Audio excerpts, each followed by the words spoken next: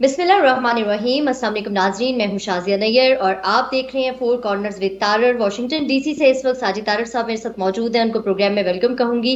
अस्सलाम वालेकुम साजिद साहब, कैसे हैं आप, क्या हो रहा है? वालेकुम अस्सलाम। Thank you Shazia, doing very well.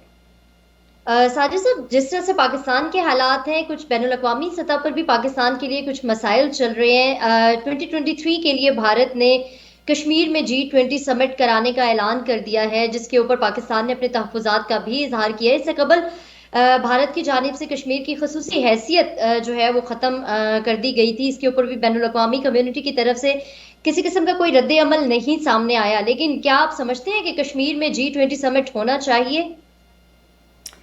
देखें, मेरी इसके बारे में मिली जुली राय है। पहले तो मैं आपको इसका बैकग्राउंड बताना चाहता हूं कि जी। G20 समिट जो है उसकी तकरीबन 190 के करीब मीटिंग्स होनी है मुख्तलिफ किस्म की भारत के अंदर, और जब भी होती हैं इसी तरह की होती हैं। और ज़्यादातर अगर माजी में देखा जाए तो ज़्यादातर पुरअफ़ज़ा मकामात पर जो है उनकी मीटिंग्स होती हैं। उसी हवाले से उन्होंने कश्मीर का इंतखाब किया है, और उनमें से एक मीटिंग जो है वो कश्मीर के अंदर होगी, जिसमें टूरिज़म और नई डेवलपमेंट और उसके बारे में नई इन्वेस्टमेंट के बारे में वहाँ पे बातें होंगी। इसमें जो भारत है वो एक बहुत बड़ा रिस्क ले रहा है मेरे ख्याल में, कि वहाँ पे दुनिया को शोकेस करना चाहता है कि देखें, हमने 370 को वहाँ से अबॉलिश करके उसके बाद कश्मीर के अंदर लॉ एंड ऑर्डर को किस तरह इम्प्रूव किया है, और आप आएँ और कश्मीर के अंदर इन्वेस्टमेंट करें। यहाँ पे मैं ये भी बताना चाहूँगा जी। कि इससे पहले यूएई, यूनाइटेड अरब अमारात, वहाँ को एक साल से वहाँ बड़े बड़े प्रोजेक्ट करने के बारे में उसको कश्मीर के अंदर उस पर फिजिबिलिटी रिपोर्ट्स बना रहा है, और कई इस तरह के इन्वेस्टमेंट के प्रोजेक्ट्स जो है यूएई वहाँ पे लॉन्च करना चाहता है। अब जो मैं बात कर रहा था रिस्क के हवाले से, रिस्क फैक्टर ये है कि ये दुनिया को वहाँ ले जाके शोकेस करना चाहते हैं कि देखें कश्मीर क्या है, हमारा कश्मीर के अंदर क्या कंट्रोल है, उस पर पोलिटिकल माइलेज हासिल करने की कोशिश कर रहे हैं। लेकिन वहाँ कोई भी एक छोटे से छोटा हादसा भी इस सारी चीज़ को डिरेल कर सकता है। ये बहुत बड़ा रिस्क है जो भारत ले रहा है। अब दूसरी साइड में बताना चाहूँगा कि जी। पाकिस्तान की पोजीशनिंग क्या है। एक तो ये 370 के जो उसको वापस लेना और उसके बाद कश्मीर के स्टेटस को ख़त्म करने के बाद एक पहली बहुत बड़ी मीटिंग, खासकर इंटरनेशनल और इतने सिग्निफिकेंस की मीटिंग वहाँ पे कश्मीर में जो है वो हो रही है। अब पाकिस्तान के उसके ऊपर तहफ़्फ़ुज़ात, वो कहते हैं क्या पिद्दी का शोरबा। सबसे पहले तो मैं ये, आपकी जो पॉलिटिकल इंस्टेबिलिटी और आपकी मुआशी इंस्टेबिलिटी है, उसका सबसे बड़ा ये देखें, उसका ये सामने आपको नुकसान नजर आ रहा है। मैं हमेशा ये कहता हूं कि इस वक्त पाकिस्तान के अंदर जो हालात चल रहे हैं वो खुदा ना करे कि पाकिस्तान को ऐसे डैमेज कर जाए जो बाद में रिपेयरेबल ना हो। और ये उनमें से एक ये भी है। अभी मैं आगे चल के दूसरे कई जो डैमेज हैं इस वक्त जो खान साहब या जो यहाँ करप्शन पाकिस्तान में कर रही है, ये उसके समरात हैं। क्योंकि आपको आपके अंदरूनी चीज़ों को देखकर भारत उस पर मनमानियाँ कर रहा है, और वो मनमानियाँ करेगा। उसकी वजह यह है, आप मुआशी तौर पर मफलूज हैं। सुबह आप IMF के कदमों से उठते हैं तो आप जाके चाइना के कदमों में गिर जाते हैं, वहाँ से उठते हैं तो सऊदी अरेबिया के कदमों में गिर जाते हैं। और आपकी पॉलिटिकल इंस्टेबिलिटी के हालात ये हैं कि पंजाब सबसे बड़ा सूबा है और वहाँ पे ना कोई चीफ मिनिस्टर है ना गवर्नर है। आपके प्राइम मिनिस्टर भी दो हैं, एक इस्लामाबाद में है, एक लंदन में है। आपके इस वक्त फाइनेंस मिनिस्टर भी दो हैं, एक इस्लामाबाद में है और एक लंदन में है। और दुनिया इसका फायदा उठाएगी ऑफ कोर्स। जब आप कमजोर हो जाते हैं, आपके ऊपर गिद्धें चक्कर लगाती हैं, तो उसके बाद यही होता है कि दुनिया अपनी मनमानियां करती है और आप उसके ऊपर उफ भी नहीं कर सकते। आप इस वक्त उफ करने के भी काबिल नहीं हैं। ये सबसे ज्यादा पाकिस्तान की कमजोरी का, इन चीजों का फायदा उठाएगा भारत, और उनको वो उठा रहे हैं और मजीद उठाएंगे फ्यूचर में। क्योंकि आप एक नॉन ऑपरेटेबल, एक लॉ एंड ऑर्डर की लिहाज से, मुआशी लिहाज से, आइनी लिहाज से, सियासी लिहाज से आप मेरे मकसद ऐसी स्टेट बन चुके हैं जिसको रोग स्टेट कहा जाए, कुछ भी कहा जाए। आप एक साल में 120 करप्शन के इंटरनेशनल इंडेक्स में से एक साल के अंदर आप 120 से 140 पर आ गए हैं। डॉलर आपके कंट्रोल में नहीं है। IMF के लिए आपने लेजिस्लेशन कर दी है। अपने स्टेट बैंक को इंडिपेंडेंट करने के बहाने आपने सारा कुछ आईएमएफ के हवाले कर दिया है। सी पैक बंद पड़ा है। एक साबिक प्राइम मिनिस्टर मुल्क के 3 टुकड़े चाहता है, वो कहता है अगर मैं नहीं तो पाकिस्तान ही नहीं। तो इन सर्कमस्टांसिस का फायदा जो है वो अल्टीमेटली आपके जो दुश्मन या आपके जो भी राइवरी है वो उसका उठाएगी, और वो उठा रहे हैं। आप उसके बारे में कोई ना सख्त रखते हैं ना रखेंगे, क्योंकि आपका इंटरेस्ट ही नहीं है। आपकी रूलिंग एलीट के 5-10 हज़ार लोग जिनकी बीवियां और जिनके बच्चे फॉरेन नेशनल हैं, उनकी सेहत पे कोई असर नहीं है, लेकिन कश्मीर कास्ट को सबसे बड़ा नुकसान पहुंचेगा आपकी इस पोलिटिकल इंस्टेबिलिटी और मुआशी इंस्टेबिलिटी का। और कई चीज़ें हैं। आप हर फ्रंट पे मार खाएंगे और खाते रहेंगे, लेकिन आपकी सेहत पे कोई असर नहीं है। जब तक पाकिस्तानी कौम अपने मुस्तकबिल का फैसला खुद नहीं करेगी, पाकिस्तानी लीडर नहीं चुनेगी, ये जो बाहर के जो फॉरेन नेशनल लोगों से जान नहीं छुड़ाएगी, तब तक आपको दुनिया इसी तरह जलीलो ख्वार करती रहेगी। अच्छा साजिद साहब, 24 जून को ब्रिक्स की मीटिंग हुई जिसमें भारतीय प्रेशर के बाइस पाकिस्तान को नहीं बुलाया गया। हालांकि चीन पाकिस्तान को अपना सबसे अच्छा दोस्त कहता है, और पाकिस्तान में जो नारा लगाया जाता है वो ये है कि पाकिस्तान और चीन की दोस्ती जो है वो समंदर से गहरी, पहाड़ों से ऊंचे, शहद से मीठी है।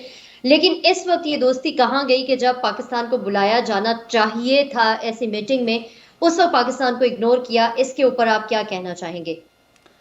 देखें, सबसे पहले तो मैं ब्रिक्स कंट्रीज के बारे में बात करना चाहूंगा, जिसमें चाइना, ब्राजील, इंडिया, रशिया और साउथ अफ्रीका शामिल हैं। ब्रिक्स कंट्री, उनकी मीटिंग में नॉन ब्रिक्स मेंबर्स जो हैं उनको भी इनवाइट किया जाता है, जब खासकर उसका होस्ट चाइना हो। अब मैं यहां पे ये बताना चाहूंगा कि अगर चाइना का सिर्फ और सिर्फ इंटरेस्ट आपके साथ ये है कि आपके साथ उनका बॉर्डर लगता है और आप भारत के साथ अपना जो आपके दुश्मनी है वो बार बार आप चाइना से कैश कराने की कोशिश करते हैं 74 साल से, हालांकि वो आपसे खुश नहीं है। आपने 26 बिलियन डॉलर उनसे भी लूटा है सी पैक के हवाले से, वो आपसे नाराज हैं।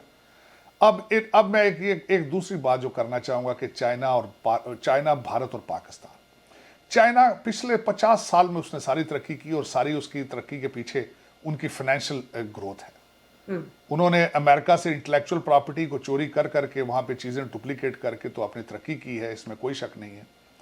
अब उनका हर जो फैसला होता है उसके पीछे उनका फाइनेंशियल इंटरेस्ट होता है।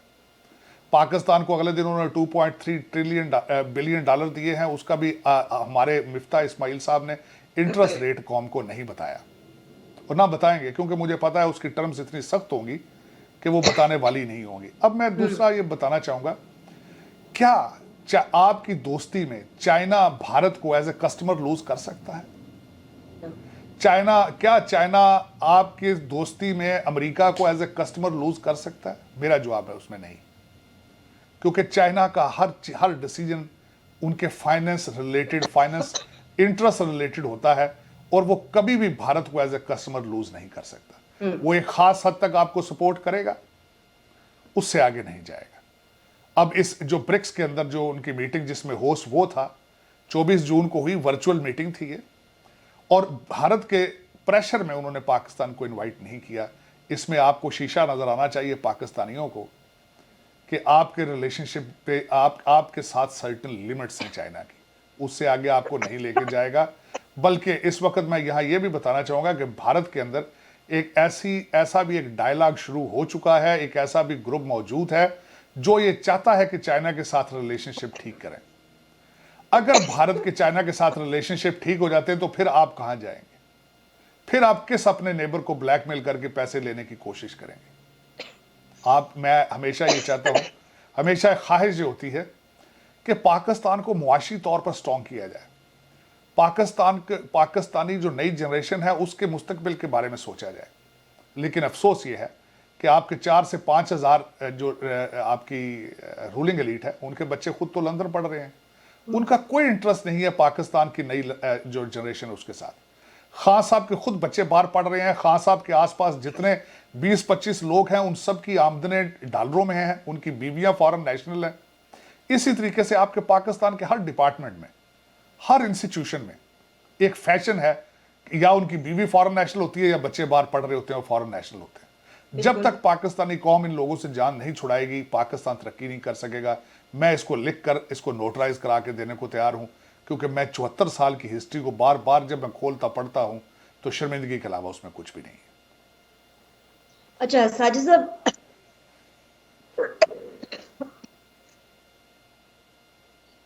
सर साहब, साबिक DGISI जनरल रिटायर्ड जहीरुल इस्लाम ने तहरीक इंसाफ के उम्मीदवार को सपोर्ट करने का ऐलान किया है। क्या उनका ये ऐलान तहरीक इंसाफ में शमूलियत की तरफ इशारा कर रहा है? क्योंकि काफी अरसे से हम देख रहे हैं कि साबिक जो फौजी हैं उनकी तरफ से सियासी वाबस्तगी बहुत खुलकर सामने आ रही है। आप क्या कहेंगे? देखिए, ज़हीरुल इस्लाम साहब के बारे में मिली जुली राय है इस वक्त। जो मेरा उसमें पर्सनल जो मेरी राय उसमें ये है कि ज़हीरुल इस्लाम साहब रिटायर हो चुके हैं और अगर कानून उनको इजाज़त देता है तो वो सियासत में खुल के उनको आना चाहिए। मुझे सिर्फ एतराज़ उन लोगों पे है जो यूनिफॉर्म के अंदर सियासी पार्टियों को सपोर्ट करते हैं। ज़हीरुल इस्लाम साहब के बारे में कहा जाता है कि PTI के मूजद ही वो थे। उन्होंने जिस तरीके से धरने को प्रमोट किया और जिस तरीके से PTI को प्रमोट किया, मेरे ख्याल में ही इज़ अ बाबा है PTI। अब वो अपने वापस अपने ग्रुप को सपोर्ट करना चाह रहे हैं तो बिस्मिल्लाह, करना चाहिए उनको। लेकिन अफसोस ये है कि पाकिस्तान के अंदर ये जो रवाज है कि लोग यूनिफॉर्म्स के अंदर जो है सियासी पार्टियों के साथ वाबस्तगी है उनकी, वो पाकिस्तान के लिए ठीक नहीं है। वो एक ख़तरनाक एलिमेंट है। और मेरे ख्याल में ये इस पे कोई ना कोई कानून साजी होनी चाहिए कि इन लोगों को इजाज़त ना हो कि यूनिफॉर्म के अंदर जो है वो सियासी पार्टियों के अंदर उनकी ग्रुपिंग करें, उनको पैसे दें, उनको ब्लैकमेल करें, उनको कालें करें, उनको डराएं धमकाएं। मुसलसल पाकिस्तान में एक रवाज है कि फ़ोन आ जाते हैं कि फ़लाँ पार्टी का टिकट लेना है और फ़लाँ पार्टी का टिकट नहीं लेना। ये पाकिस्तान के साथ ज़्यादती है। और एक जो हाइब्रिड सिस्टम है वो अब इस वक्त पूरी दुनिया जानती है और पूरी दुनिया इस वक्त बल्कि कन्फ्यूज़ भी है कि वो कहते हैं कि पाकिस्तान में अगर रब्ता किया जाए या डील की जाए तो किससे की जाए। आप बार बार इस वक्त पाकिस्तानी मीडिया भी कह रहा है, बल्कि ज़्यादती कर रहे हैं कि बार बार ये मैंने सुना है, कहा जाता है कि आर्मी चीफ ने फ़लाँ मुल्क के जाके मिन्नतें की, गारंटियाँ दी, तब पैसे मिल रहे हैं। कनाडा के अंदर आपकी वहाँ पार्लियामेंट के अंदर एक पार्लियामेंटेरियन ने उठ के अगले दिन पाकिस्तान के अदारे के ख़िलाफ़ एक बहुत सख्त बात की है।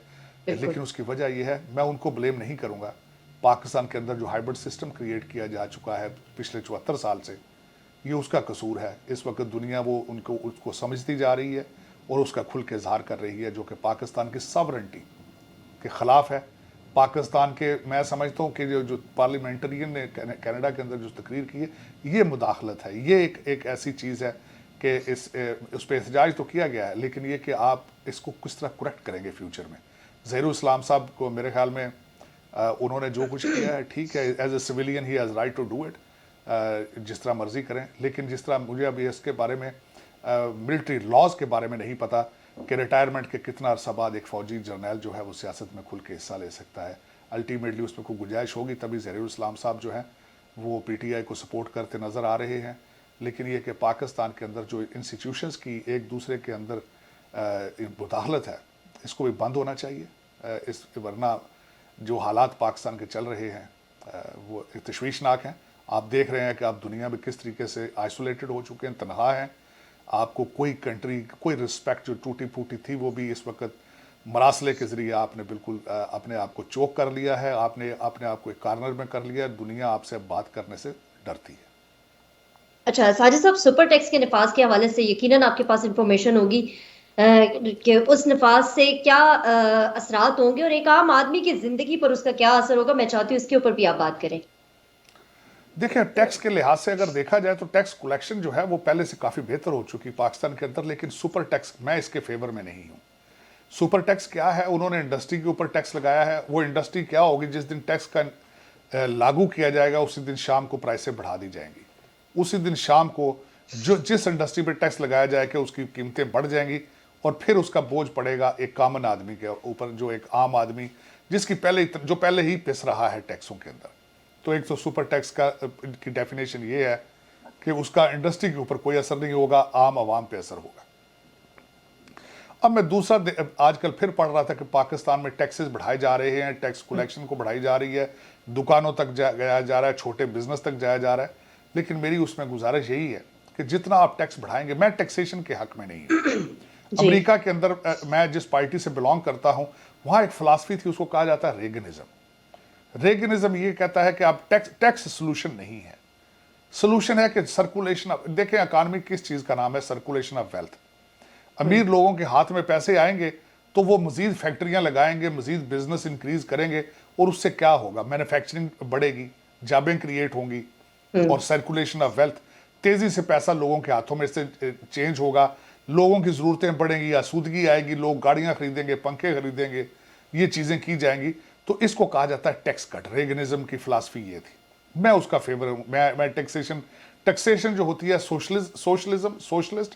अब देखें टैक्सेशन के साथ क्या होगा। आपको जी। गवर्नमेंट के मुलाजमीन को बढ़ाना पड़ेगा, मजीद रेगुलेशंस बनानी पड़ेंगी, वो लोग जाके उसको इन्फोर्स करेंगे, उसमें से रिश्वत बढ़ेगी, लोग टैक्स को चोरी करने के नए तरीके ईजाद करेंगे, लोग वहां से भागेंगे, लोग वहां से बिजनेस लेके बांग्लादेश जाएंगे, लोग वहां से बिजनेस लेके फिलीपीन चले जाएंगे। तो taxation is not a solution. Tax कम करना सोल्यूशन है, और उसमें एक्टिविटी बढ़ाना जो सोल्यूशन है। आप कोशिश ये करें, अपनी एक्सपोर्ट बढ़ाने की कोशिश करें, आप इंपोर्ट कम करने की कोशिश करें, आप आईटी की तालीम को बढ़ाने की कोशिश करें, आप सब्सिडी बिजली कम निरखों पर सब्सिडी दें, आप टैक्स ब्रेक दें, जो बल्कि आप सुपर टैक्स की बजाय सुपर टैक्स को जो हमारी इंडस्ट्री है उसको कंपैरेटिव बनाने के लिए टैक्सेस की ब्रेक दें उनको, ताकि वो बना के चीजें एक्सपोर्ट कर सकें, जिससे जॉबें क्रिएट हों। सुपर टैक्स जो है वो जिस दिन उसको लागू करना है, शाम को कीमतें बढ़ जाएंगी, कॉमन आदमी के ऊपर बोझ उसका और बढ़ेगा। मेरे ख्याल में ये कोई अच्छा आइडिया नहीं है। न जाने किसने ये मशवरा दिया है करंट एडमिनिस्ट्रेशन को। पहले ही जो बिजली और आपके पास बिजली का फुकदान है, लोड शेडिंग इस वक्त एक्सट्रीम पर है, पेट्रोल आपका जो है वो आउट ऑफ रीच है। तो इन सारी चीज़ों के लिए आपको चाहिए कि एक्टिविटी एक्सपोर्ट का कुछ कोशिश करें, कि बिजली को, इंडस्ट्री को सब्सिडाइज चीज़ों पर कंपैरेटिव प्राइसेस के ऊपर मैन्युफैक्चर करने की पोजीशन में हो, ताकि आपकी एक्सपोर्ट बढ़ सके। आप पाकिस्तान का वाहिद सोल्यूशन है एक्सपोर्ट, इंडस्ट्रियल रेवोल्यूशन, आईटी की तालीम, आईटी का बिजनेस, ये चीज़ें हैं, ये सोल्यूशन है सारे। ये सोल्यूशन नहीं है कि आप टैक्सेस बढ़ा दें और मजीद अवाम के ऊपर पानी, उसका पेट्रोल, बिजली और उसके बाद टैक्सेस का बोझ बढ़ता जाए, तो उससे कोई रिलीफ नहीं होगी। मेरे ख्याल में उससे मजीद बोझ पड़ेंगे। अच्छा साजिद साहब, अमेरिका में दो नए कवानीन आ गए हैं। एक गन कंट्रोल लॉ जो है वो आया है, और एक अबॉर्शन लॉ। ऑल्दो इनके ऊपर काफी अरसे से हम सुनते आए हैं कि अमेरिका में इन दोनों चीजों के ऊपर बहुत ज्यादा बात हो रही थी, इनके ऊपर काम भी हो रहा था। आप क्या समझते हैं, इससे क्या फायदा होगा, क्या इसके समरात निकलेंगे? देखिए, मैं बारी बारी दोनों कानूनों के बारे में बोलने को एक्सप्लेन करने की कोशिश करता हूँ। और आपकी ये गन फील्ड लॉ भी जो है। जी, मेरी फील्ड है, मैं पॉलिटिकल साइंस, और दूसरा मैं रिपब्लिकन हूँ, और दोनों related to the political ideology, और उसके बाद ये कि हिस्सा है अमेरिकन कवानीन का। जी। मैं गन लॉ के बारे में बात करना चाहूँगा। गन लॉ जो कि अमेरिका की सेकंड अमेंडमेंट के ज़ुमरे में आता है, जिसमें कहा जाता है कि हर अमेरिकन के उसको टू बियर आर्म कैरी करने का उसका हक है, अपने आप को डिफेंड करना उसका अपना हक मौजूद है। अब इसमें होता यह है, this is what the ideologies, Republican they are in favour of this law, Democrat जो हैं वो इसके खिलाफ हैं। वो कहते हैं कि गन जो है वो सोसाइटी के अंदर मजीद कानून को ख़राब करती हैं। अब जब मैं लॉ स्कूल के अंदर गया तो देखने वाली बात यह है कि उन्होंने वहाँ पढ़ाया ये जाता है कि हर एक चीज़ एक वेपन है। एक पेंसिल है, ये भी वेपन के तौर पे इस्तेमाल की जा सकती है, और इसमें प्रूवन ट्रैक रैकेट है कि लोग जहाँ पे गने मौजूद नहीं है, लोग गाड़ियाँ लेके जुलूसों के ऊपर चढ़ जाते हैं। कनाडा में टफ कानून है, लेकिन कनाडा के अंदर एक पाकिस्तानी मुसलमान खातून बुरका पहन के जा रही थी, तो उनके ऊपर गाड़ी लेकर चढ़ गया था। इससे मतलब ये नहीं कि आप गाड़ियां बैन कर देंगे, इसके पीछे इंटेंशंस जरूरी होती हैं कि वो एक चीज को किस इंटरेस्ट, किस आइडिया के जरिए उसकी को इस्तेमाल किया जा रहा है। कहते हैं ना, गन्स लोगों को नहीं मारती, लोग लोगों को मार रहे हैं। अब उसमें मैं ये बताना चाहूंगा कि दोनों पार्टियां इस पे एग्री करती थी कि टफर बैकग्राउंड चेक करके तो गन दी जाए। अगर कोई मरीज है ज़हनी तौर पर, या किसी को मसला है तो, या उसका कोई क्रिमिनल बैकग्राउंड है, तो उसको गन ना दी जाए। लेकिन यहाँ पे ये होता है कि पॉलिटिकल स्कोरिंग की जाती है। जब भी कोई अमेरिका के अंदर हादसा होता है, उसी दिन शाम को डेमोक्रेट पार्टी के लीडरान जो हैं वो उसको एक सियासी इशू बना देते हैं, बजाय कि उसको एक सोसाइटी का इशू समझा जाए। अब यहाँ पे मसला ये है कि टफर लॉ तो कर दिए गए, बना दिए गए। अब दूसरी तरफ डेमोक्रेट पार्टी कहती है कि डिफंड पुलिस की जाए। इस वक्त बड़े बड़े शहर जो हैं, क्योंकि डेमोक्रेट पार्टी इन व्हाइट हाउस, बड़े बड़े शहर जल रहे हैं, न्यूयॉर्क, शिकागो, बाल्टीमोर। वहां पे आप पुलिस 911 डायल करें, पुलिस बुलाएं, पुलिस आती नहीं, या घंटे घंटे बाद आती है। अब गन कंट्रोल एक लॉ बना है, गन कंट्रोल, लेकिन गन को कंट्रोल कौन करेगा? फरिश्ते करेंगे। जब पुलिस खत्म कर दी जाएगी, ये आइडिया लिया जा रहा है स्कैंडिनेवियन कंट्री से, जहां पे डेमोक्रेटिक सोशलिज्म है। वहां पे जेलों के हालात ये हैं कि सुबह कैदी उठ के अपने जॉब पर जाता है जेल से निकल के, और शाम को जेल में जाके सो जाता है। एक बिग स्क्रीन टीवी उसके सामने होता है, खाना खाता है, आराम से नहा धो के सो जाता है, सुबह उठ के फिर काम पर चला जाता है। वहां पे ये समझा जाता है, और इस वक्त जो डेमोक्रेट पार्टी के जो हमारे रूलिंग एलीट है वो समझती है कि जो क्राइम कमिट करता है वो ज़हनी तौर पर बीमार होता है, उसको जेल में नहीं, उसको हॉस्पिटल में होना चाहिए। उन्होंने ना सिर्फ डिफेंडिंग पुलिस के जरिए पुलिस को खत्म करने का इरादा है, बल्कि वहां पे उनकी अलेक्जेंड्रिया कोर्टेस, उनकी एक बहुत फेमस कांग्रेस वुमन है न्यूयॉर्क से, उन्होंने ग्रीन एग्रीमेंट दिया है। ग्रीन एग्रीमेंट के जरिए वो कहती हैं कि बसों को भी खत्म कर दें, गाड़ियों को भी खत्म कर दें, जहाज़ों को भी खत्म कर दें, लोग सिर्फ ट्रेनों पर ट्रैवल करें, और बसें जो कि इलेक्ट्रिक फ्यूल के साथ चलती हों उन पर ट्रैवल किया जाए, ये सारा सोसाइटी के अंदर ख़त्म कर दिया जाए। तो ये एक फिक्शन है, एक पता नहीं ये चीज़ें किस दुनिया में रह रहे हैं इस वक्त। इस वक्त अमेरिका के अंदर पेट्रोल जो है तकरीबन $7 कई जगहों पर $7 का गैलन है। क्यों है? क्योंकि बराक हुसैन ओबामा साहब ये आइडियालॉजी लेकर आए थे स्कैंडिनेवियन कंट्री से। वो कहते थे कि पेट्रोल इतना महंगा कर दिया जाए ताकि लोग मजबूरन इलेक्ट्रिक गाड़ियां इस्तेमाल करें। तो फिर अमेरिका की जो अर्बनाइजेशन है उसको भी चेंज करें। अमेरिका के अंदर पब्लिक ट्रांसपोर्टेशन फेल है, क्योंकि लोग शहर हर एवरेज अमेरिकन 1 घंटा सफर कर कर अपने जॉब पर आता है, गाड़ी चलाकर 1 घंटा चलाकर वापस जाता है। ना गवर्नमेंट वहां इतनी ट्रेनें दे सकती है, ना बसें प्रोवाइड कर सकती है। लेकिन पता नहीं किस जहन के ये लोग मालिक हैं। पहले बसों का एक जाल बिछाएं, पहले ट्रेनों का एक जाल बिछाएं, ताकि लोग अपने कामों पर बगैर कार के आ सकें। लेकिन अगर पेट्रोल $10 गैलन करना है, ये सोल्यूशन नहीं है। इसके साथ क्या हो रहा है? इन्फ्लेशन बढ़ रही है। ब्रेड भी जो आती है पेट्रोल डीजल पर आती है। दूध कंज्यूमर तक पहुंचता है वो भी पेट्रोल और डीजल पर आता है। तो उसकी प्राइसें जो है वो आसमानों पे जा रही हैं। दूसरा, यहां अमेरिका के अंदर हालात ये हैं कि तकरीबन 2 साल हो चुके हैं अमेरिकन को घर बिठा के खर्चा दिया जा रहा है। लोग भूल चुके हैं जॉब किसको कहते हैं, लोग भूल चुके हैं कि वर्क किस तरह कहते हैं। हमारी फेडरल गवर्नमेंट इस साल अप्रैल तक उनको अलाउ था कि लोग घरों से बैठ के काम करें। तो अब लोगों को बिल्कुल पता नहीं है कि ऑफिस में किस तरह जाना है और काम किस तरह करना है। We are rapidly travelling towards moving towards socialism. उसी के रिजल्ट में आप देखेंगे इस वक्त मिड टर्म इलेक्शन में दोनों हाउसेज में से एक जो है वो रिपब्लिकन जीत जाएंगे उसमें, और 2024 में रिपब्लिकन प्रेसिडेंट होगा। अब मैं एक छोटी सी मिसाल देना चाहता हूं। आज जो पूरी दुनिया को बुखार है वो बुखार किस चीज का है?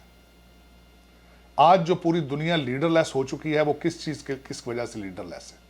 मैं उसको बयान करने की कोशिश करता हूं। इस वक्त पेट्रोलियम की प्राइसें आसमान पे क्यों जा रही हैं, मैं बताता हूं आपको। उसकी वजह से पूरी दुनिया में एक जो महंगाई है वो क्या वजह है? एक वजह उसकी ये है कि रशिया यूक्रेन में चला गया है, और दूसरी वजह यह है कि मोहम्मद बिन सलमान जो बाइडन का फोन नहीं उठा रहे। क्योंकि अगर मोहम्मद बिन सलमान अगर अलाइंड होते अमेरिकन के साथ और ओपेक उसकी अपनी प्रोडक्शन बढ़ाए तो पेट्रोल दोबारा रियल प्राइसेस पे आ सकता है। और अगर यहां पे अमेरिका के अंदर लीडरशिप होती तो रशिया ने यूक्रेन में नहीं जाना था। तो उस पर मेरा जो पॉइंट ये है कि इस वक्त जो दुनिया के अंदर जो ड्रामा हो रहा है वो एक अमेरिका की वीक फॉरेन पॉलिसी की वजह से हो रहा है। अमेरिका एक दुनिया की वाहिद सुपर पावर थी जो खत्म होने के ऑलमोस्ट सामने आ चुकी है। जो बाइडन को खुद नहीं पता कि वो व्हाइट हाउस में या वो डेलावेयर में बैठे हैं। अब गवर्नमेंट इस वक्त बराक हुसैन ओबामा चला रहे हैं, this is third term of Obama, और वो सोशलिस्ट एजेंडे को प्रमोट कर रहे हैं। वो पूरी दुनिया को भूल चुके हैं। ये वही बराक हुसैन ओबामा थे जब रियाज में जाते थे, जब सऊदी अरेबिया जाते थे तो रियाज का मेयर इनको रिसीव करता था। इनके अपने हालात ये थे। तो आज दुनिया को जो सबसे ज्यादा बड़ा बुखार चढ़ चुका है वो अमेरिका की वीक फॉरेन पॉलिसी और जो बाइडन का रिजल्ट है। लेकिन ये बड़ी जल्दी ठीक होगा। 2024 में रिपब्लिकन आएंगे तो वो दोबारा चीज़ों को ठीक करेंगे। अमेरिका की फॉरेन पॉलिसी को विजिट किया जाएगा, पेंटागन को स्ट्रॉन्ग किया जाएगा, और चाइना और रशिया के ऊपर चेक किया जाएगा। ये तो मैं आपके पहले सवाल का जवाब दे रहा था। लेकिन दूसरे सवाल का जवाब जो अबॉर्शन के हवाले से, अबॉर्शन के हवाले से एक बहुत बड़ा केस था 1973 के अंदर पेश आया, रो वर्सेस वेड। मैं खुद क्योंकि लॉ स्टूडेंट रहा हूँ, लास्ट मैंने यहाँ पे किया है। एक लैंडमार्क डिसीजन था जिसकी वजह यह बनी थी, ये ड्यू प्रोसेस 14th अमेंडमेंट का हिस्सा था अमेरिकन कॉन्स्टिट्यूशन का। उस अमेंडमेंट के जरिए हर खातून को ये प्राइवेसी का हक था। उसको हक था कि वो जब वो चाहे और वो अपना अगर अबॉर्शन उसको सूट करता है, अगर वो रेप की विक्टिम है या बच्चा जो है वो बीमार है, तो वो इतने हफ्तों तक वो उसका अबॉर्शन करा सकती थी। ये रो वर्सेस वेड कहता था। लेकिन उसको टर्न किया गया क्योंकि दोनों पार्टीज के अंदर इख्तलाफ था। कुछ कहते थे 15 महीने की टर्म के ऊपर अबॉर्शन हो जाना चाहिए, कुछ कहते थे 24 तक। लेकिन इसके पीछे ये नहीं है, कंट्री इस वक्त डिवाइडेड है। कंट्री इतना सीरियसली डिवाइडेड है कि पहले अमेरिकन सियासत का हिस्सा होता था कि अमेरिकन प्रेसिडेंट जब व्हाइट हाउस में जाता था तो वो बाई पार्टिसन लेवल पे वो कहता था, I am president of the entire country, मैं हर अमेरिकन का प्रेसिडेंट हूं, चाहे वो रिपब्लिकन हो चाहे वो डेमोक्रेट हो। इन दोनों चीजों को पिछले 15 साल से डिक्लाइन में है। इसमें सबसे पहला इसका फाउंडर ओबामा था। ओबामा साहब ने कहा था कि वो आके सिर्फ डेमोक्रेट्स और हर डिपार्टमेंट के अंदर अफ्रीकन अमेरिकन को अपॉइंट करना चाहते थे। उन्होंने मुल्क को रेशल और डेमोक्रेट और रिपब्लिकन फिलॉसफी के ऊपर डिवाइड कर दिया। उसके बाद उसके रिजल्ट में डोनाल्ड ट्रंप इलेक्शन जीत कर आए और उन्होंने भी सिर्फ रिपब्लिकन पार्टी को प्रमोट किया। उन्होंने भी कोशिश नहीं की कि डेमोक्रेट पार्टी को लीड कर सकें या सारे अमेरिका को लीड कर सकें। इस वक्त उसकी एक्सट्रीम चल रही है। जो बाइडन जब से वो व्हाइट हाउस में बैठे हैं, उन्होंने एक सिंगल स्टेप ऐसा नहीं उठाया कि कंट्री को यूनाइट किया जाए। 6 जनवरी के पीछे जाकर जिस तरीके से डेवलपिंग कंट्रीज के अंदर पॉलिटिकल विक्टिमाइजेशन होती है, बिल्कुल उसी तरीके से आज भी अमेरिका के अंदर पॉलिटिकल विक्टिमाइजेशन हो रही है। 6 जनवरी का बहाना बनाकर अटैक ऑन डेमोक्रेसी के अंदर सिर्फ रिपब्लिकन लोगों को उनकी आइडियोलॉजी की वजह से उनको इंतकाम का निशाना बनाया जा रहा है। और रो वर्सेस वेड भी उसी का एक हिस्सा है। आधा कंट्री आज उस पर जश्न मना रहा है, आधा कंट्री जो है वो गिराव जलाओ पर बैठा है। और यही अमेरिका की स्टोरी है। और अगर अमेरिका ने अपने आप को आने वाले दिनों में यूनाइट ना किया तो हो सकता है कि अमेरिका अपने सुपर पावर टाइटल भी लूज कर जाए और हो सकता है कि आने वाले कुछ सालों में अमेरिका डिवीजन की तरफ चला जाए। लेकिन कंट्री सीरियसली डिवाइडेड। मैंने कोशिश की कि इन दोनों सवालों के जरिए आपको एक्सप्लेन करूं कि what is the state of America right now और कंट्री और दुनिया पे इसके क्या असरात हैं। बहुत शुक्रिया साजिद साहब। आपके साथ हमेशा से जब भी प्रोग्राम में बात होती है बहुत ज़बरदस्त आपका तज्जिया होता है और आप बहुत ब्लंटली तमाम जो इश्यूज होते हैं उसके ऊपर बात करते हैं। तो नाजरीन, मुझे और साजिद तार साहब को अगले प्रोग्राम तक के लिए इजाज़त दीजिए। अगले प्रोग्राम में हम लोग फिर हाजिर होंगे, कुछ नए टॉपिक्स के ऊपर बात करेंगे, कुछ कवानीन के ऊपर बात करेंगे और खास तौर पर पाकिस्तान के हवाले से बात करेंगे कि पाकिस्तान के हालात किस तरफ जा रहे हैं। तब तक के लिए अपना बहुत ख्याल रखिएगा। मुझे और साजिद तारर सबको इजाजत दें। अल्लाह हाफिज। पाकिस्तान जिंदाबाद।